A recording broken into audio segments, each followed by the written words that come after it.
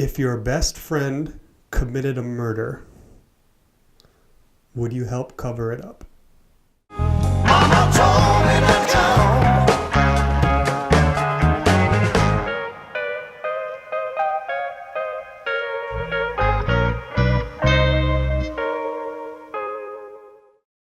I ask this question a lot during new agent interviews because it's the kind of question that the interviewee can't lie about. They can't just tell you what you want to hear because there's really no right or wrong answer.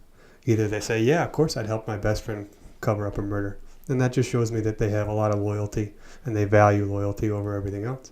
Some people will say, no, of course I wouldn't. And those kind of people value their morality and their sense of right and wrong over anything else. There's really no right or wrong answer to the question. It's just one of those questions that open up a dialogue. I really enjoy questions like that to break the ice of an interview. A lot of times the agent that's at the other side of the table is nervous or uncomfortable and they're trying to impress me or tell me what I want to hear, but a question like that really breaks the ice.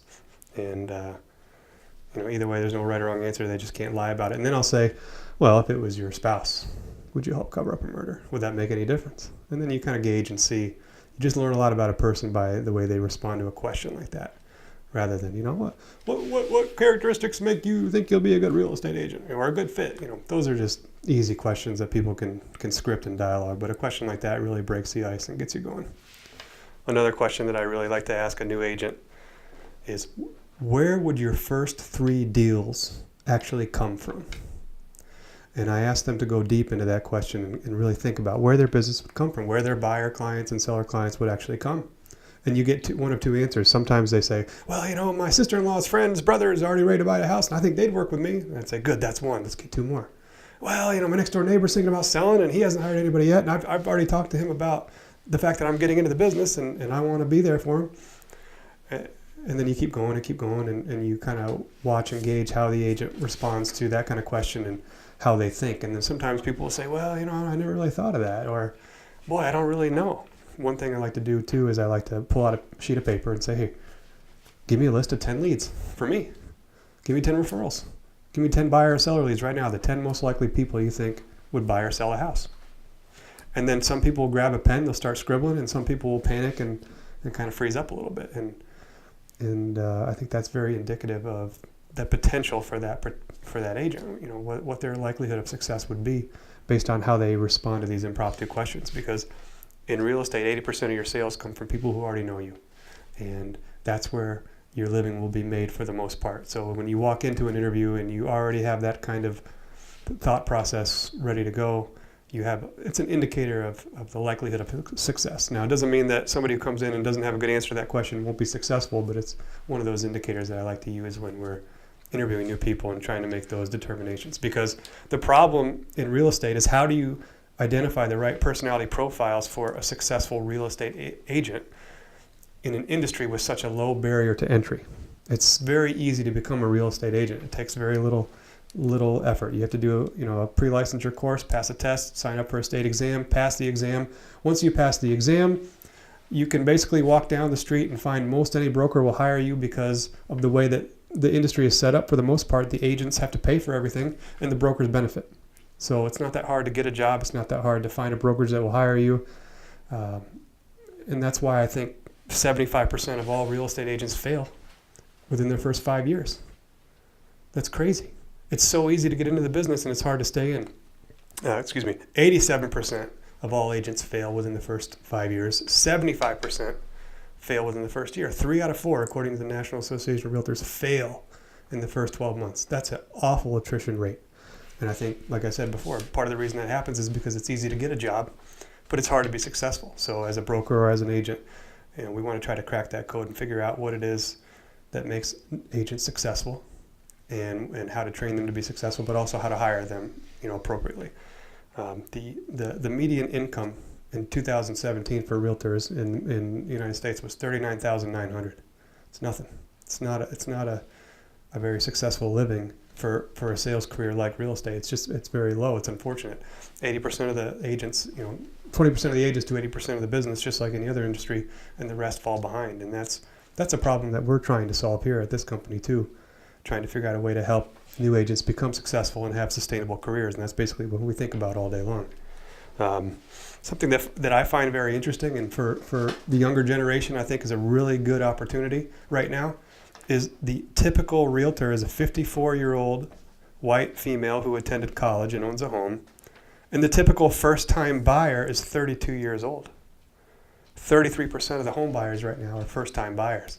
So there's a major age gap between the average realtor and the average buyer right now, and that, in my mind, gives the younger generation of new potential realtors a really big advantage as it pertains to a third of the buyer market. So I think that's very interesting. That's why we look at the age of new candidate as a factor, just based on what their database of people are most likely to look like. And the people that are in the 30s and they're buying their first houses or they're moving up into their second houses, that's a large portion of our business as a company, and I think that's a niche that is very important to focus on. So let's see here. Here's another interesting stat that I pulled up the other day. The Midland Board of Realtors in 2018 sold about $65 million in sales in the Midland area. We have 256 agents. 10% of the sales in 2018 in the Midland Board of Realtors were conducted by the top 5 agents in our board. So if you really add that up, that is an incredible statistic. 256 agents, 65 million sold, and the top 5 agents in our market sold 10% of that. So that's a problem. 158 of the 258 agents, or 258. 158 of the 258 agents sold less than $1 million last year. 61% of our board of realtors here in Midland sold less than $1 million. 66 of our agents sold $3+ million. That's 26%. So a quarter of our market of our agent database did pretty well, but 61% of our realtor database here in Midland sold less than $1 million. So there's a major disparity here, and I think that that's something that is reflective of the industry overall, which is that new agents they struggle. It's a hard business to break into, and you got the big dogs at the top, and they got the networks, they got the experience, they got the advertising dollars, the name brands, they got all those things, and you're fighting an uphill battle against those big names, and it's hard. And as you can see here, with 258 agents in Midland, and the vast majority of them at the top making the money, that's a problem that needs to be solved, and that's what we're working on. In the past 3 years, I've interviewed over 100 potential candidates. We've hired over 50 agents. About 45 are still with us. And what we look for are the personality traits that make for a good fit. And we found that there's really 2 main profiles that work, and they're completely different, frankly. You got the type A driver, hungry cat out there, the guy that's not afraid of anything. He'll knock on a door. He'll grab a deal by the throat, make it work, whatever needs to be done. He's very aggressive. He's very direct, very proactive in the way they communicate and the way they speak and the way they take control of problems and things like that. And I think I probably fall more in that category if you had to classify me, myself. But that's not the only profile that works. And in fact, that profile doesn't work all the time, as we found here. The other profile that fits with a lot of buyers and sellers is that more introverted, more sensitive, nurturing type. The more motherly, the more compassionate, slower, more compassionate style, where those profiles naturally, attract others that are like that, and those types of people work really well together. So what I've noticed over the course of 100 plus interviews is there's not just one profile that works. There are multiple profiles, and you really got to take each agent or each candidate on a case by case basis and try to see how they would fit in with their natural profile to the market that we have here and to the potential buyers they would be working with. And that's important, because what you can teach process, you can teach procedures, and in real estate there's a lot of process and a lot of procedure to learn. It takes a long time. You have to learn how to write a contract, what the contract terms mean. You have to learn your market values in general. You got to learn all kinds of things. You got internal, external processes, all kinds of procedures, how to show a house, how to open a lockbox, how to send feedback. There's dozens and dozens of things you got to learn when you enter into this business. But most of those can be taught. You can teach that. You can teach that what we call the NASA, the technical proficiency. That can be taught. It takes time. It takes months or sometimes even years to get that locked in, but it can be taught. And you can also teach what we call the Disney, which is the customer service and the experience that you offer to your clients. Those things can be mentored to some extent. But what you can't teach somebody how to build a relationship. You can't teach somebody how to build rapport. you can't teach confidence, and you can't really teach work ethic. So those are the things that you got to find already there when you start. And if you're thinking about becoming an agent, if those things don't resonate with you, then it might not be the right fit. If you can't honestly describe your work ethic as outstanding or above average or phenomenal, you're going to be fighting an uphill battle in this industry. And if you struggle to build relationships and to build rapport, this might not be the right industry for you either, because those are critical components of becoming a successful agent, are those characteristics. So when you're doing your own analysis of yourself and deciding if this is something that you want to do, I would suggest that you start there. How am I at building relationships? How am I at building rapport? How am I at portraying confidence, especially when I'm not confident and I'm insecure? And what's my work ethic like? Because everything else can be taught, but those things you can't teach those. Speaking of those intangible qualities, when I think about those kind of things, there's somebody here that comes specifically to mind. It's one of our associate managing brokers here at Modern Realty. He was the 2014 Midland Board of Realtors Rookie of the Year. He and I kind of started together, and we went all the way back. I was a couple of years ahead of him, but we were learning at the same time, and we were both trying to figure out what a real estate agent was and how to do the job correctly, how to do it at the highest possible level, and how to grow and how to build a sustainable career.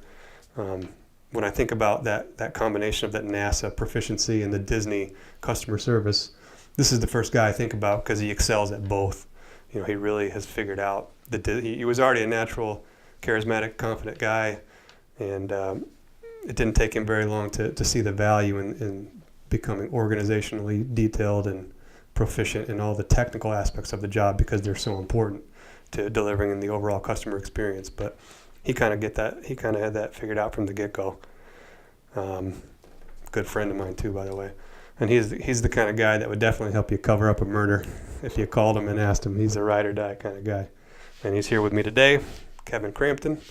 Welcome to the show. Thank you for that introduction, Logan. My man, no problem. All right, first question for you. What do you remember about your first year in real estate? What comes to mind? When I reflect on my first year in real estate, I was one of those crazy people who got a real estate license, quit his job, decided I was going to chase the dream in real estate sales. But with that came a lot of struggle. When I started my career, it wasn't in this platform that we have in this brokerage.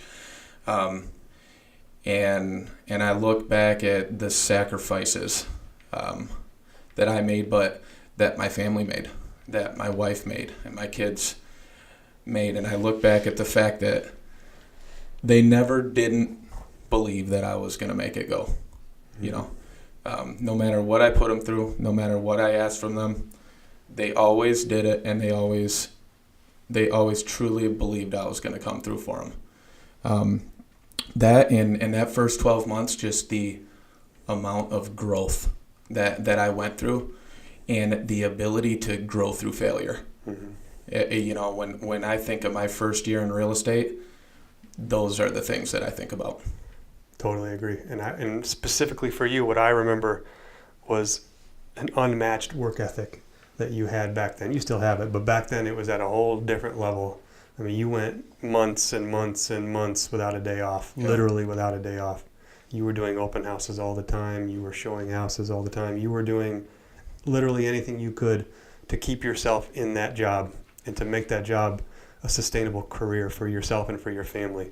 And you brought up that support that you had from your family and the sacrifices that they made. And I remember seeing that a lot in your scenario.